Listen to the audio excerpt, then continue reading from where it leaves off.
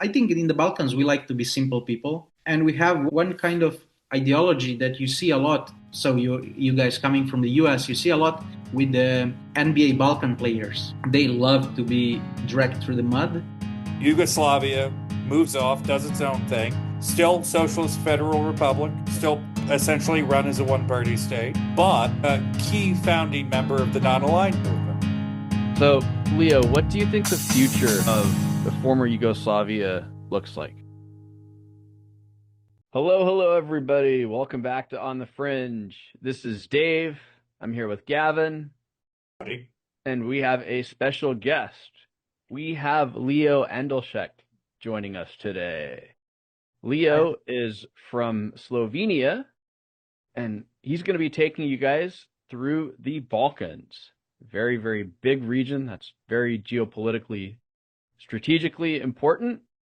And there have been some recent news articles that have come out.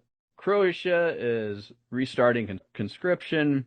Serbia has bought Chinese hypersonic missiles. These countries maybe are going back to war and stuff is destabilizing, right? Or wrong? I think you're wrong, my friend. Well, the thing is that both things that you said are very true. So let's just start from the Balkans, right? So Balkans is a huge place. I'm from Slovenia, which is one of the 6 ex-Yugoslavian countries, or 7, depending on where you're Who from. you ask, yeah. Who you ask, but I'm not just Slovenian, I'm part Serbian as well. So I grew up sort of bilingual, and I kind of follow more of a ex-Yugoslavian countries, right, and the world here. So I cannot say that I know much about Romania, Bulgaria, Greece, or Albania. Mostly, I stick to that part of the world. And as you said, for example, for Croatia, right, reinstating the military service for kids, so 2008 year of birth, right? They started it, and they were saying that they are going to start it for the longest of times, I think for a few years now, and they just finally put it into motion. The funny or the nice, I guess, thing for them is basically you have to understand that in the Balkans, we're very proud people and quite patriotic, and it's very important that you serve the country in a sense, in one way or another. And of course, we are not immune to the world going and happening around us. So we see all of the different wars, and we all know that there's only one country between us and Ukraine, right? That's why they are like, okay, we just want to reassure ourselves to have competent people. That's first thing, but also what I feel like they discovered in their country, that they want to have more manly men, if that makes sense. But the thing is that in service, also a lot of ladies enrolled, and what they did is which was surprising to me, but I can understand it because I know people from Zagreb are not going to do it really, but other parts of Croatia are much prouder and much more patriotic than the capital, because the capital is already almost like a million people population, and it's a big city, and the rest of the country is still quite small, quite normal. Like everyday life is quite normal, and yeah, that's how they were brought up, really traditional and supporting the country and so on. So, what was surprising for me was how many people, a lot of people, just came voluntarily, just signed up without being called up. Because, for example, in Slovenia, of course, the service is not mandatory at all. But once we turn 18, we all get the post, like a mail to Like a draft card. exactly. You But get the same thing. it's Yeah. actually it's actually just like a come on this and this date. There are 2 dates. Come visit our base. So it's you visit your local base, and yeah, they will show you around the base. They will tell you what they do. They show you it's not pension, it's for students, the money they Oh, pay. like a Students. scholarship? Like a bursary, a scholarship. That's the word. That's the word. Yeah. So they offer like scholarships for like for engineers or whatever. That is helpful for military. But the thing is that we're a small country, and I guess, to be honest, all of the countries that ended up coming out of Yugoslavia are quite small. So we are not that strong in that sense. So we are trying to protect ourselves in just a little, or let's say up to our abilities, right? But then on the other hand, if a big power decides something, we cannot do much, right? And but the thing is, what is important is, of course, those things are happening. And you mentioned Serbia and the Chinese Missiles. missiles, right? Yeah, exactly. So this is actually more of a political move, in a sense, strengthening the relationship with China, uh, Yeah. in my opinion, because of course, Serbia, coming out of Yugoslavia, had some of the biggest and best arms companies in the region. So they were producing a lot of guns, rifles, whatever, you name it, they did it. Most of it got sold out to, yeah, to the US, to Russia, to wherever they could find a market for it. I feel like, of course, they bought it to protect themselves, because the uncertainty of Kosovo is real. Of course, it's peaceful right now, but it's always a delicate topic to talk about that country. And I'm sure there's a lot of concerns, not with that just specific issue, but with a lot of regional issues, that current events in the Middle East, current events in other parts of the world could have a potential destabilizing effect, where most of the times, as we've talked about previously, these countries have basically been puttering along for the last 20 or so years. Not always perfect, but basically getting along, moving forward. Something comes along, a big economic shockwave, maybe even a political military shockwave. Again, the Middle East is not as far away as it would be in, say, Scandinavia.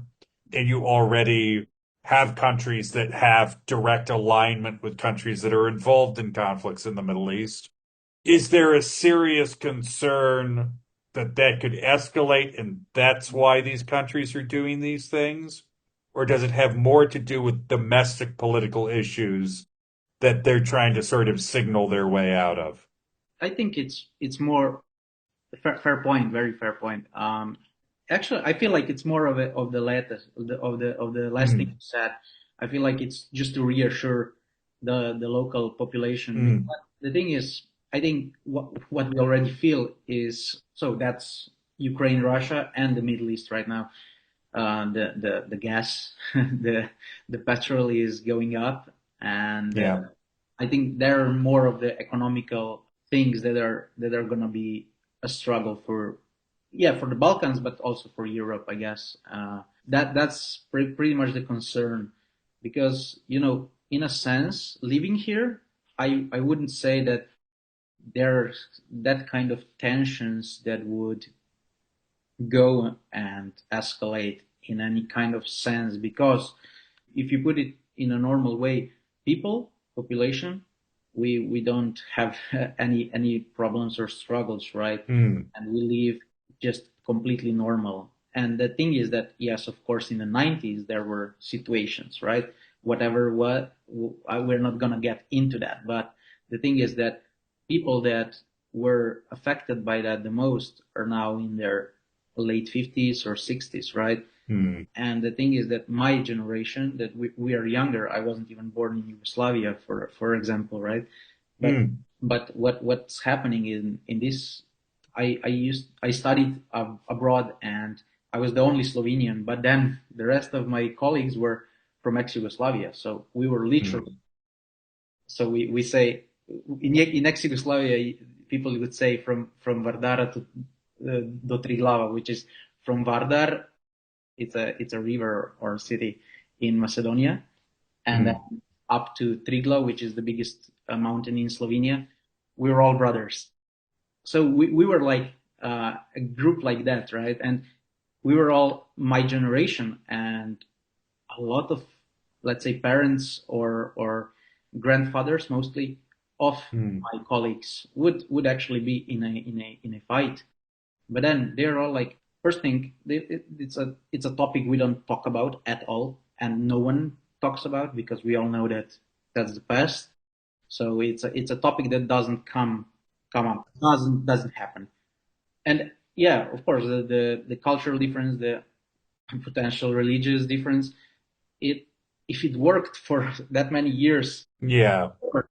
now it cannot change, and that cannot really be the main reason why something happened. So what I'm trying to say is, now we are just living the same as they were before, right? And we don't mind anyone, and we don't really care about opinion. Like, those are the topics that we don't get into. We are much more preoccupied with our future, how to get better, how to improve, how to learn more. So that's what we are focused on in this part of the world. Just try to do the best we can and get better in everything, right? Just to go back to something I want that, to jump in after you're done. yeah, but you were just talking about that, and I think for an audience that maybe isn't aware, Mm-hmm. can you just briefly talk about the two sort of iterations of Yugoslavia? Because there were two states called Yugoslavia that Yes. existed in this very big region. Can you just briefly introduce them? So I know that's a tall order, but it is a tall order, because I will just go from my understanding, from what I know. yes, It's basic. So I usually like to start when we talk about that. I'm a bit of a freak about it. I like that part of history, not because it was beautiful, but because it affects nowadays, basically. everything. Yeah, Yeah. exactly. But the a huge part of ex-Yugoslavia was divided in different parts before us, right? So there were Ottomans. They broke up, of course, and then it became small kingdoms of everything. So you had like Bulgaria, Serbia kingdoms, but then a huge part of Bosnia, Croatia, and Slovenia, the whole part of Slovenia, that kind of was always more of a part of Austro-Hungarian and Austrian kingdoms beforehand. So after the World War One, because one of the biggest fronts was, of course, Serbia had their fight with Bulgaria later on, but the biggest fight was on the Isonzo River, right? That was affected us in Slovenia particularly, because that's Slovenian river that the fight was on. And by the way, a beautiful museum there. If you're in Slovenia, let me know. I will direct you there. I will. I will. Amazing. That might actually come up. But just for those of you who don't know, the Isonzo River, Slovenia, but it was the Italian army versus the Austrian army. Exactly. Yeah. That's the thing. So and mostly what was effed up about that war was Italians enrolled Slovenians and Austrians enrolled Slovenians in their fight. So they were like fighting each other as Slovenians, which is absurd. But so anyway, long story short, the war ended. Austria lost, right, in a sense, and the broke up became evident. And what happened was we were like, okay, we are all South Slavs in a sense. So they decided, Slovenia, Croatia, and Serbia, to become a kingdom of SHS, which is the initials of Slovenia, Croatia, and Serbia in our languages. So Kingdom of Serbs, Croats, and Slovenians. That was the official name, and it was run by the Kingdom of Serbia, basically the Serbian king. And then that was really shaky in a sense. Yeah. Yeah. Economically was really bad. Was a bad idea in a sense. And I guess here I might be wrong, because I haven't thought about that much in recently. But I think during the World War II, basically, that broke up, became much stronger. Yeah. I mean, so that About a lot. I'm not going to go into it because I'm not an expert either. But there Yes, Yugoslavia is an allied country early on in the war. I think there's a coup in Belgrade, but there was also a movement in Croatia. There was a separate state that was formed there that was very aligned with Nazi Germany, caused all kinds of problems. Um, That, Basically, massive civil war that spills out not into just the kingdom that you were talking about, but spills over into Albania, into Italy, into Hungary, into the surrounding neighborhood. And eventually, out of that, there's this very important gentleman that emerges named Tito. exactly. Yeah. So that was the case. So the kingdom fell. Then it was called the country of Mm. the SHS of Serbs, Croats, and Slovenes. So that was a country, and then they renamed after a few years to the country of Yugoslavia. So that was kind of the story. And then what happened was the World War happened, and of course there were partisans. They were Mm.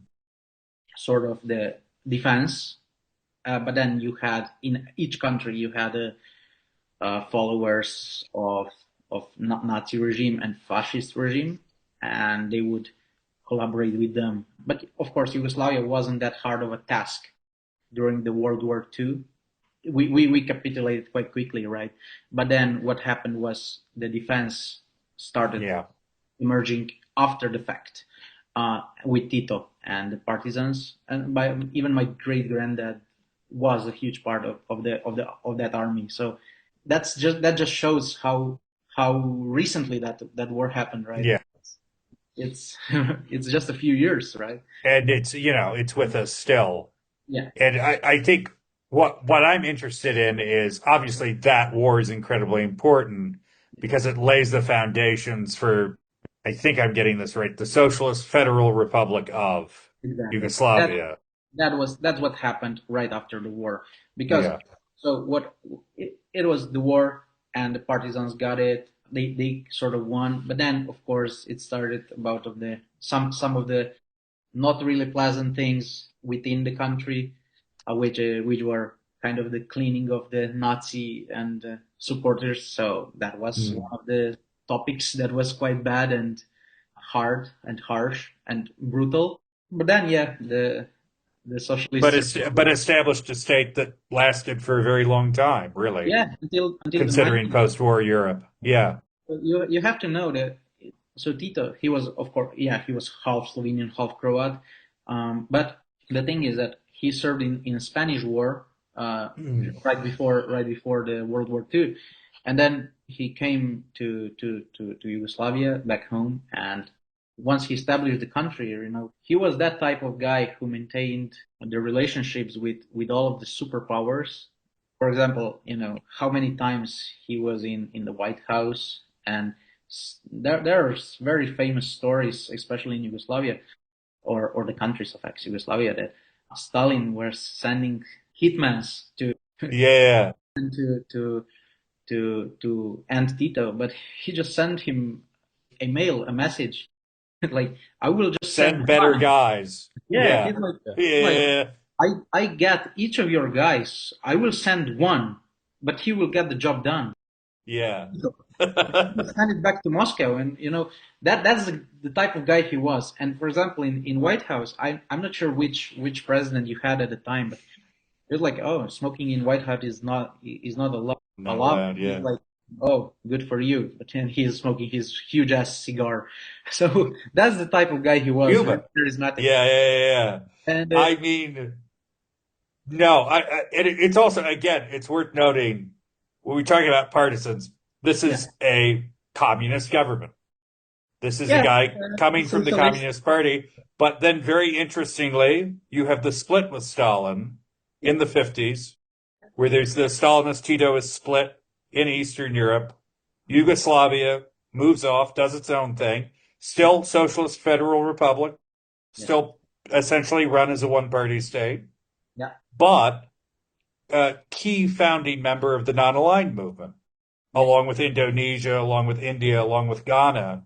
yeah. It occupied a very unique position in the Cold War, Yes. where it's a large a very large communist country in the middle of Europe that is not aligned with the Soviet Union Yes. and had a very, I mean, again, up until about the end of the 80s, had a pretty robust relationship with America in terms of defense, in terms of military technology, because Yugoslavia was as aligned with us as it was aligned with anyone else.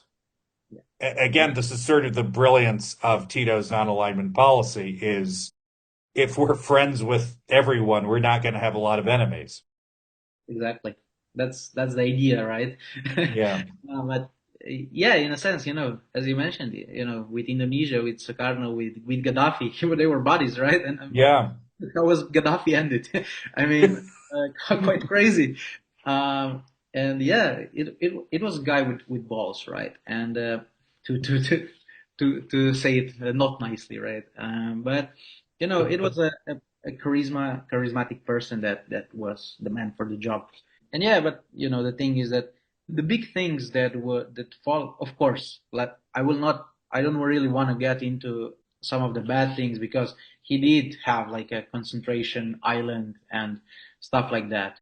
I But mean, it was, I don't think I'm out of pocket here when I'm saying it was a police state. Human rights were not really not respected, that important. not that important. There Exactly. was actually quite infamous at this point, very robust secret police. It had all of the things that you would associate with the negative side of that kind of state. But that is a part of the legacy. That's not something you can filter out. It also did have, and people do talk about this, there was a positive side to the state as well, which Yeah. is you had a degree of unity and peace in the Balkans that had not really been seen in The, a the, very long time. yeah, the important thing to note is about Balkans at that time. If you ask now anyone that was not really actively involved in the 90s, but lived in Yugoslavia, they will all say that it was much better at that time because Mm. everyone had a job. It was an idea that everyone had to have a job and everyone had to have a place to stay, and there was no big differences between people. There was one class, working class, and everyone had pretty much the same. So if you have too much, the country will take it. If you have too little, the country will also give it to you, right? So Mm. the standard was very unite. It was very on level, on par for everyone. So most of the people here actually one of the biggest values for them is hard work and being honest. So that translated from the values of the country. So everyone had the same. Of course, they were not really rich or whatever. That it was quite bad, but everyone could afford a house and had a house, and everyone had a job, and that was stable, and it was normal. And in a lot of countries right now of ex-Yugoslavia, people that are um, around 50 or going towards 60, it's not that strange that people stay with one company for their whole life. So for 40, 45 years, one workplace. So Yeah. that Mhm. for West, that is weird, right? You change work more, let's say, Back, Loyalty baked into the system, yeah. sorry. and that Well, the no, system is going to work. it goes back to how the economy in Yugoslavia was set up, where again, this was not really true in practice, but at least theoretically, the workers owned the factory. So you were invested in that factory, and in return, that factory was going to take care of you. And once you've set up these systems, very different, but not that different. I love reading about these bizarre military workshops or bureaus in Moscow.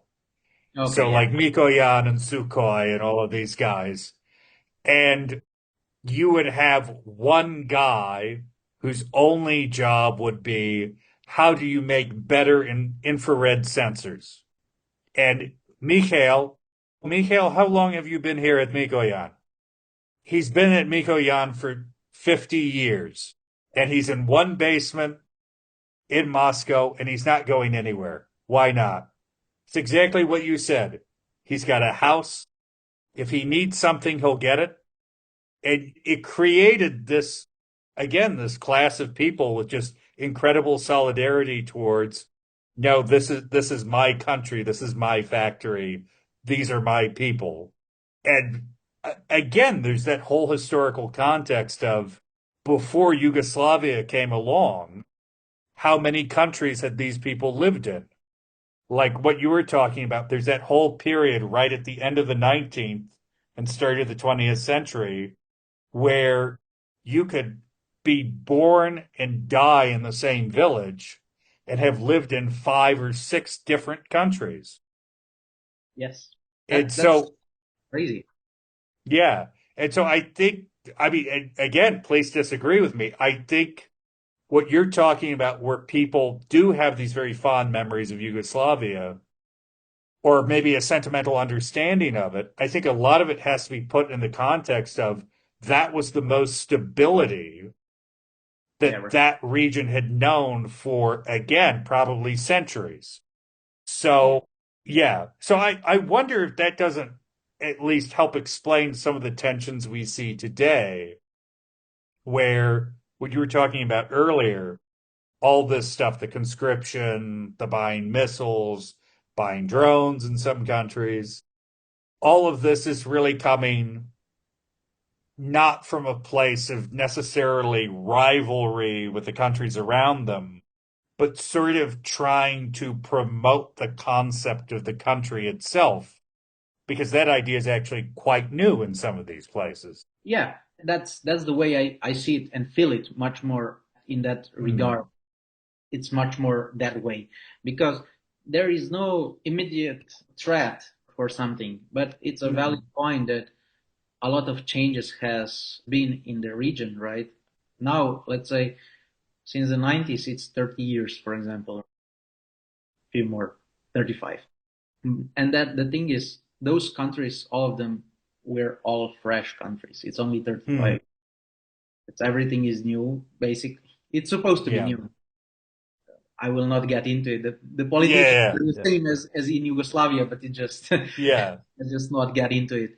But the thing is that that's the idea. On one hand is you still have a lot of voters that, for example, right, that lived in that country. Both of my parents were born in that country, right, and it's a different way of dealing with this because they had that regime. And, every morning they would stand up and they would say, okay, let's advance with Tito. There's a saying like, Stitom naprej, so which means we go forward with Tito. Yeah. And there would be a picture of Tito in every classroom and stuff like that. And now what happened was... Did you guys, well, you didn't, but did everyone all go out in the courtyard and raise the flag? They had that, yes. They had that. And well, the reason I'm smiling right now is because some of my memories of Indonesia are flooding back. Yeah, it's a very similar thing. Yeah, it's a very similar thing. It's a very similar type of idea. But you know what happened to those Tito pictures? They were just replaced by the crest of the country. So they just changed that. So probably the same picture frame in a lot of cases. Yeah, of course. I think that I saw a funny picture from a while back. I think that was some kind of earthquake. No, it wasn't even a disaster. It was just someone played around in the classroom and knocked down the frame, and the crest fell down, and it was just a picture of Tito. Man, they didn't even remove the picture. They just put the crest in. I like the idea that all over the Balkans they just lazily put the little paper over the picture and just waiting for one earthquake and Tito's back. It's kind of funny when you put it that way, but yeah. It happens sometimes. I guess it's Hmm. I think in the Balkans we like to be simple people, and we have one kind of ideology that you see a lot. So you guys coming from the U.S., you see a lot with the NBA Balkan players. They love to be dragged through the mud, and then they perform really well. And it's just part of the ideology of a mindset that we have Hmm. here, where everyone is trying to put you down, and your idea and your mentality is just to prove everyone wrong. And that's the idea that so or the prime example of this is Djokovic, right?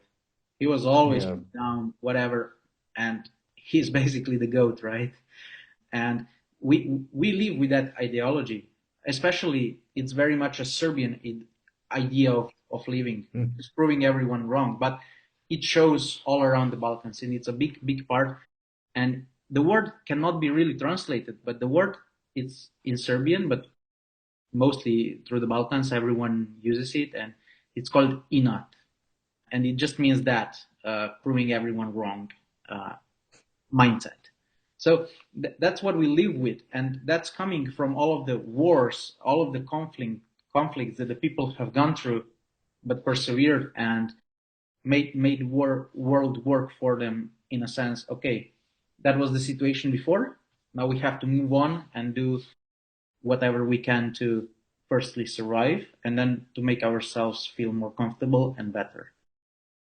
The idea of, I think, the military world in the region is more to make people believe that okay, we are safe, we have some Hmm. equipment, rather than threatening someone or having an idea of that.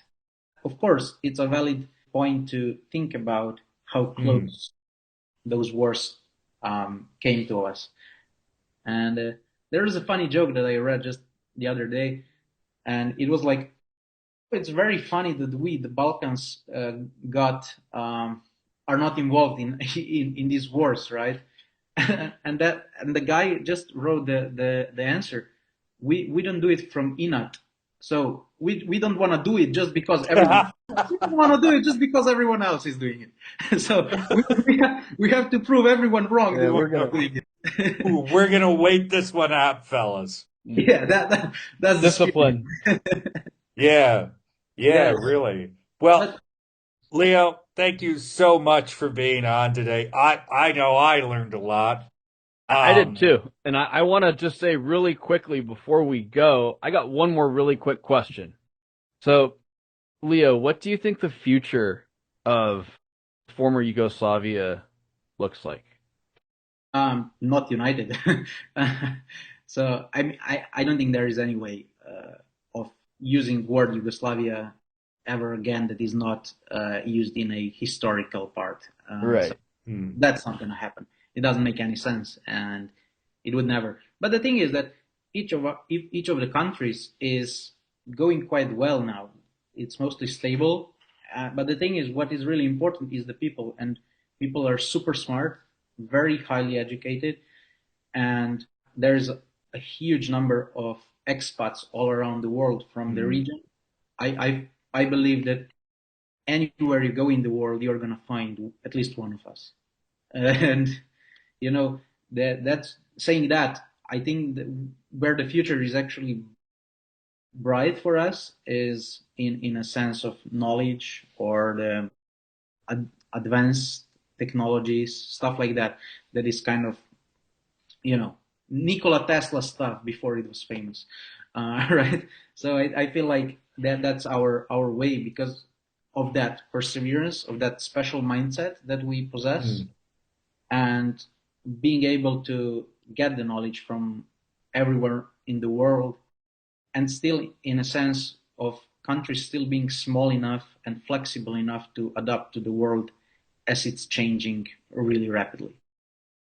In that sense, I think technologically we can be really advanced, and that's mostly the thing. I don't see any kind of unification as well.